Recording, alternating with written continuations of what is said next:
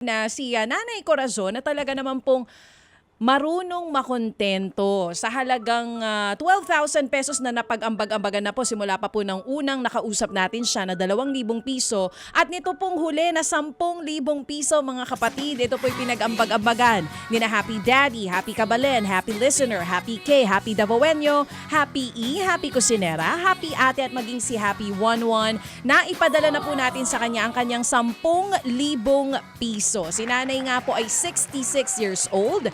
Dating kasambahay at minsan naglalaba-laba po para po may kitain pa rin sa pang-araw-araw. 3 po ang anak nito at may mga apo na at ngayon ipapakita niya po sa atin itong video ng lahat ng mga napamili po nila nitong nakaraang linggo.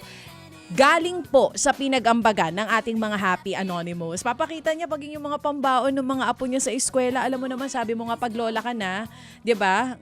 Laging ang una, hindi na mga anak mga apo na. So ito mga kapatid, hindi lang yun. Bumili din si nanay ng vitamins at ilan pa pong mga pangangailangan nila sa kanilang bahay. Para po sa ating mga Happy Anonymous at sa mga nakapakinig sa buhay po nitong si Nanay Corazon, narito po panoorin at pakinggan niyo po ang kanyang update.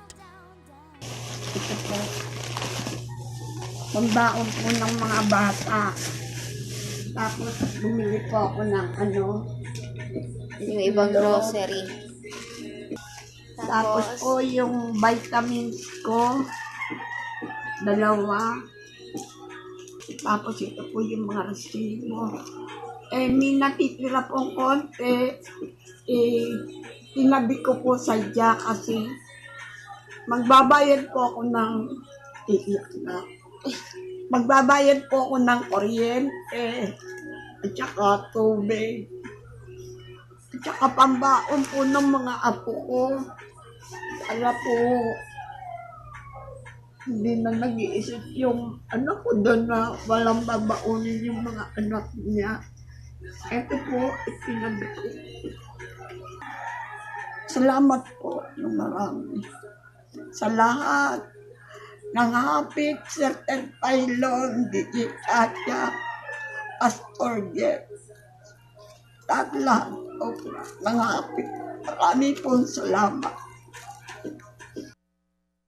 Yan nga po mga kapatid, ang update po sa atin itong si Nanay Corazon ng Binangonan Rizal. Narinig niyo po, sinabi niya mismo, hindi na iisipin ng anak ko yung pambaon ng aking mga apo. Yan po yung tulong na naibigay po natin sa kanya. Last time po nakausap natin siya nitong ang August 8 po yan mga kapatid. Maraming salamat Nanay Corazon Aquino and once again maraming salamat po dito sa mga Happy Anonymous po natin na patuloy na tumutulong dito po sa mga kapatid natin na nangangailangan.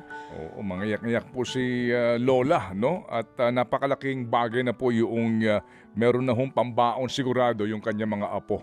Yun ang sinasabi niya, masiguro lang po na may pambaon na po yung mga bata kasi nga yung kanilang anak, yung kanilang ina ay naandun po sa Singapore at isa pong OFW. Yun daw po ang lagi niya pinoproblema. Ngayon mga kapatid, salamat na marami nanay sa inyo pong pagtugon sa amin pong lambing. Si Nanay Corazon Antonio ng Binangonan Rizal. Ngayon,